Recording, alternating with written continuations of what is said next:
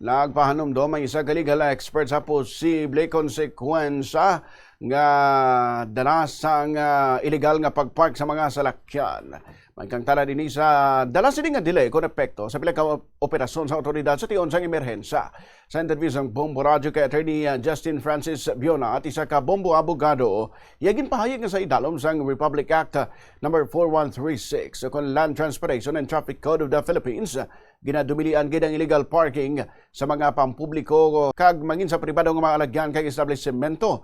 Lakip na diri among intersections, mga crosswalks, 4 ka metro nga pagpark malapit sa entrance ang fire station kag police station, 4 ka metro halin sa fire hydrant kag sa tubang sa isa ka pribado nga propiedad o kun balay. Sunod sa iya, wala man sang problema nga ihamtang ang salakyan sa karsada kung hindi lang ini manginhuol sa magindalagan sa mga salakyan nga magalabay man sa lugar. Ginsiling maniya nga kinahanglan man ipaagi sa insakto nga otoridad kung mayara sa luyag nga magreklamo sa mga salawayon nga violators nga naga-illegal park. Pahayag man ni Biona, iniagod malikawan ang mangin kumusunod kung pagsinamtanay sa tunga sang otoridad kag mga violators.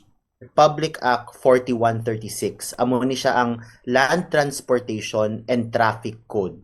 So Republic Act 4136. Kung tanawon ta sa RA 4136, kadto kita sa Section 46, nakahambal diri, parking prohibited in specified places.